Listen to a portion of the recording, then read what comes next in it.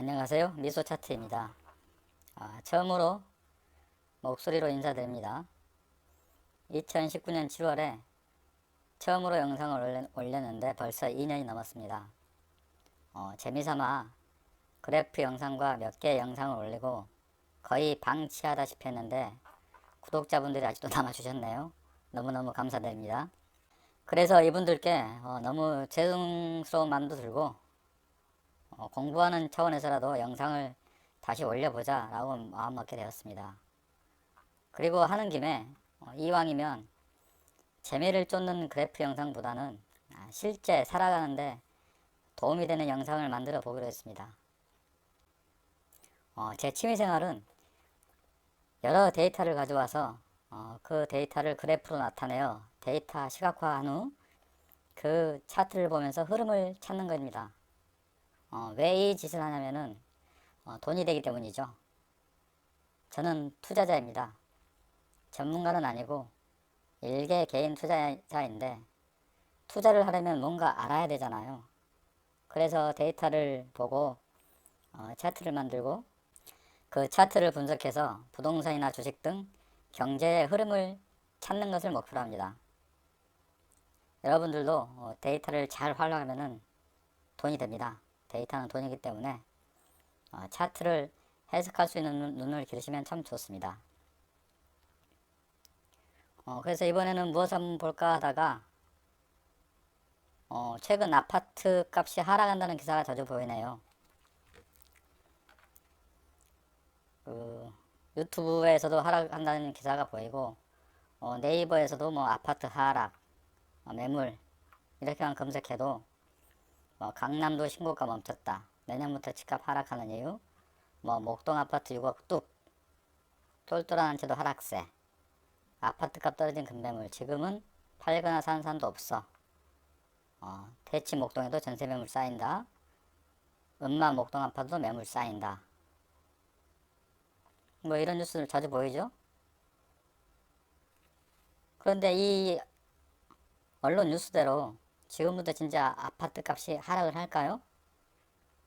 미래이니까 아무도 알 수는 없겠죠.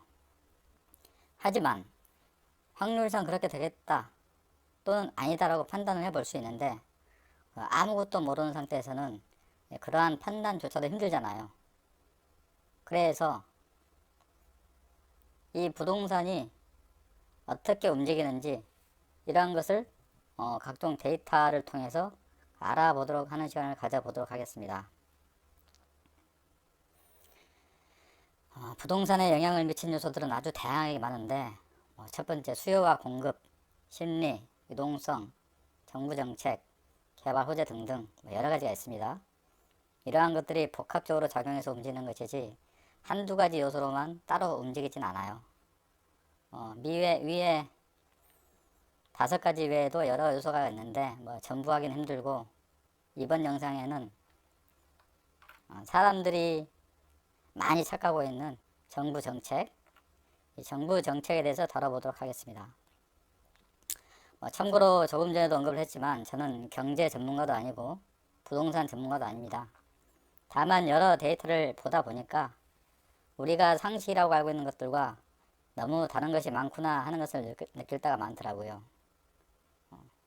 이 부동산 정부 정책 관련해서도 그 진보 정부가 들어오면은 부동산 규제책을 하잖아요. 부동산 규제를 하면은 아파트 값이 떨어질 거다 하는 생각을 사람들이 많이 합니다. 그리고 부동산 규제를 완화하면은 아파트 값이 오를 것이다 라는 생각도 하고요. 근데 정말 그런 것인지 그래프를 통해서 알아보도록 하겠습니다.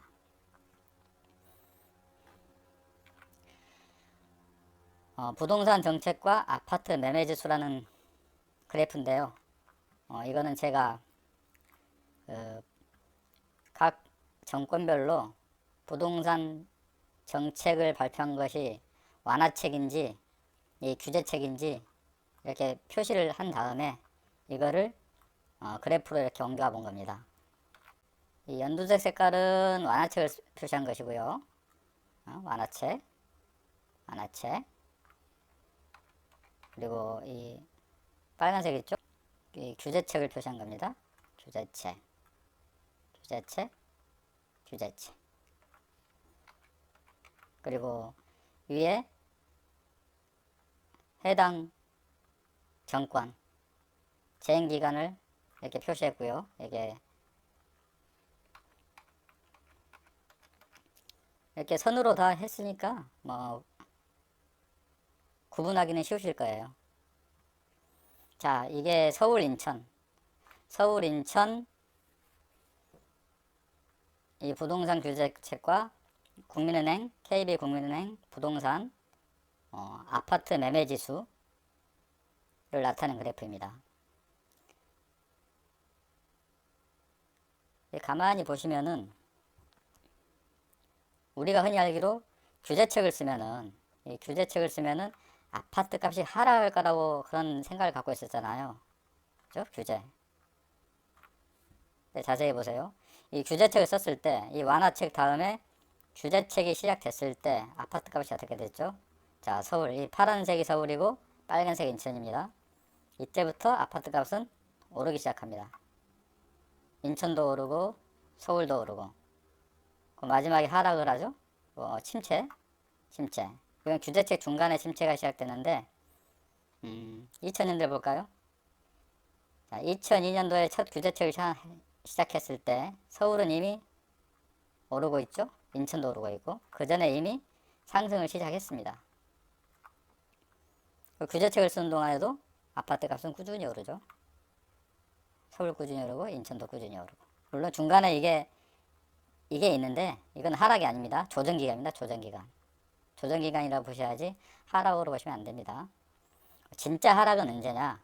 이 완화책을 썼을 때 이때부터가 2008년 9년 이때부터가 정말 하락 시작된 거죠. 이렇게 거의 한 4, 5년 가까이 하락을 한 다음에 횡보 그 다음에 그 완화책에서 규제책으로 바뀌는 시점 이때 다시 이 서울 파란색이 서울이니까 서울 부동산이 상승한 걸 볼 수 있습니다. 인천도 조금 상승하다 인천도 횡보 그런 다음에 이 규제책 이때가 아마 문재인 정권 때 아파트 규제책이 굉장히 최강의 규제책들이 많이 나왔을 거예요. 근데 정작 아파트 값은 폭등을 하죠. 자, 이것만 보더라도 부동산 정부 정책과 아파트 값이 어떻게 움직이는지 쉽게 보이시죠? 우리가 알고 있던 아파트 규제를 하게 되면은 부동산 값이 떨어지고 완화를 하면은 부동산 값이 오를 거라고 생각했던 게 완전히 정반대로 움직이고 있습니다. 이거는 서울과 인천 수도권인데 그러면은 지방을 한번 봐볼까요? 이거는 부산과 대구 지방광역시 아파트 매매 지수를 나타내는 겁니다. 파란색이 부산, 빨간색이 대구.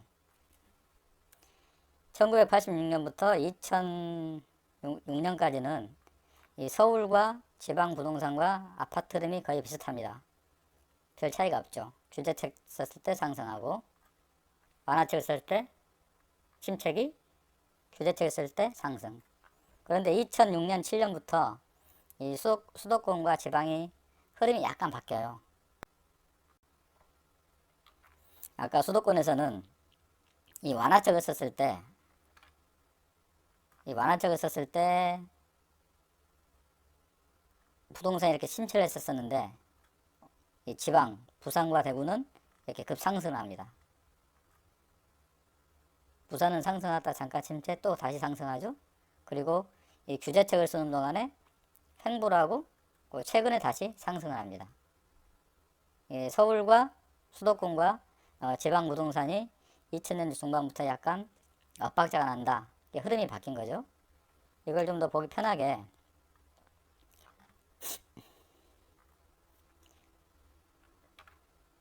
자, 서울과 대구를 같이 묶어봤습니다. 자, 서울 수도권 부동산, 대구 지방 부동산. 자, 이때까지 흐름이 같죠? 네, 2006년 7월경부터인가요? 이때부터 흐름이 바뀐 걸 볼 수 있습니다. 아주 엇박자가 나죠. 2008년부터 서울 부동산은 침체를 시작하는데 대구는 이미 2006년부터 침체를 시작한 다음에 2010년부터 아주 급상승을 하게 됩니다. 그리고 서울은 2015년부터 상승을 시작하네요. 네. 그리고 대구는 2015년부터 침체 하락을 겪다가 다시 2020년경에 서울과 대구가 같이 상승을 합니다. 이때도 모두 규제채를 쓰는 동안이죠.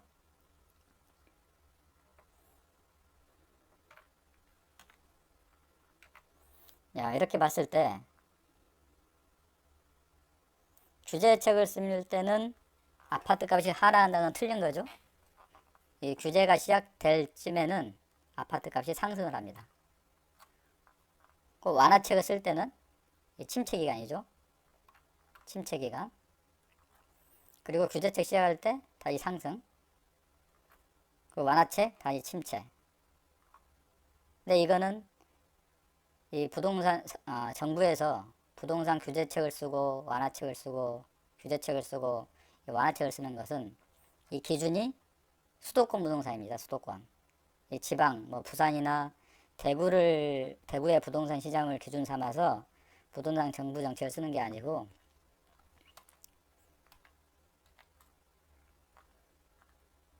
이처럼 서울, 인천, 수도권 여기서 경기도도 함께 봐보도록 할까요?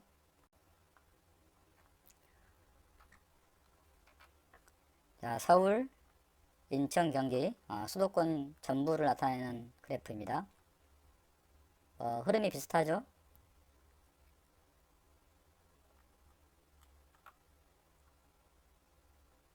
흐름이 비슷합니다. 정부에서는 이 수도권 아파트, 수도권 부동산이 급등을 할 때는 규제책을 쓰고 수도권 부동산이 침체를 하면 완화책을 씁니다. 그거를 잘 알아주셔야 되고 우리가 알고 있는 상식은 조금 좀 잘못됐다 라는 걸 좀 알아두셔야 됩니다. 미분양 물량을 보면 좀 더 쉽게 이해가 되는데요. 이 빨간색 이 그래프가 전국 미분양 물량이고 이 파란색이 전국 아파트 매매 지수입니다. 이 전국 아파트 미분량이 급속히 쌓일 때는 이 규제책이 시작되죠. 그리고 급속하게 하락할 때는 이 완화책을 씁니다.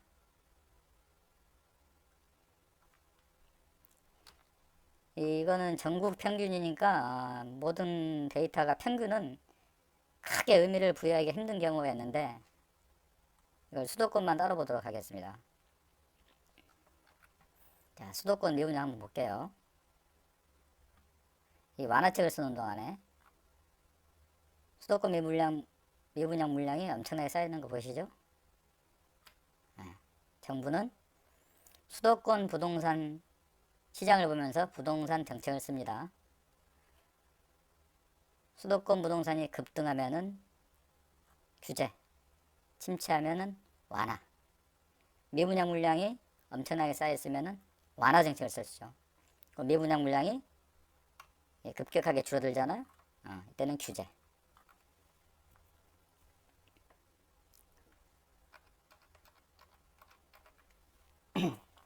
보이시죠?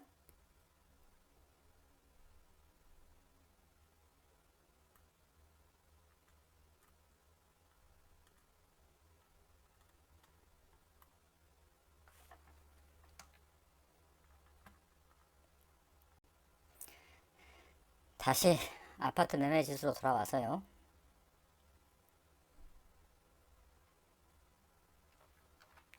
우리가 유심히 지켜봐야 할 때는 이번 정부 다음 정권이 들어온 다음에 그 정부에서 어떤 부동산 정책을 쓰는지 규제 다음에 분명히 완화 정책을 쓰는 일이 있을 겁니다.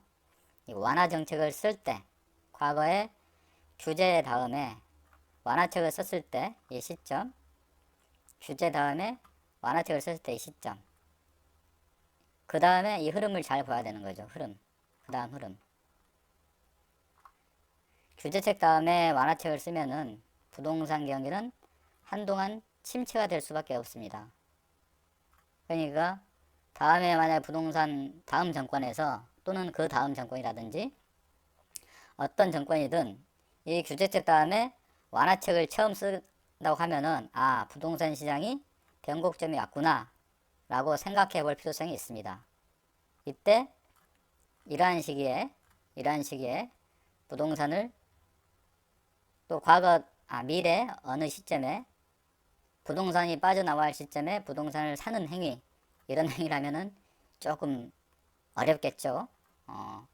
2000년대 과거 이때 부동산을 많이 샀던 분들이 그 유명한 하우스푸어가 되어서 한 7, 8년 고생했던 기억이 있죠. 물론 그 중에 저도 한 명이었습니다.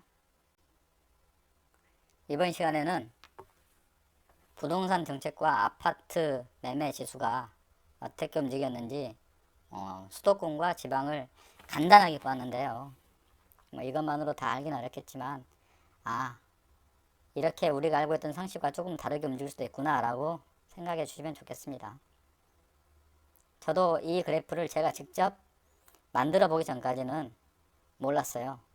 이 그래프를 만들고 보고 분석하다 보니까 우리가 알고 있는 상식과 조금 틀리구나 라는 걸 알 수 있었고, 계속해서 보다 보니까 조금씩 세상 보는 눈이 보였던 겁니다.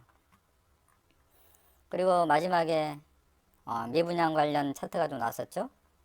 그래서 다음에는 수요와 공급인 미분양 물량과 아파트 값이 어떻게 연관되는지 한번 논해 보도록 하겠습니다. 그 목소리는 첫 영상이 그런지 좀 두서가 없습니다. 점점 좋아지길 기대해 보면서 오늘도 행복하고 보람된 하루 보내시길 바랍니다. 행복하세요.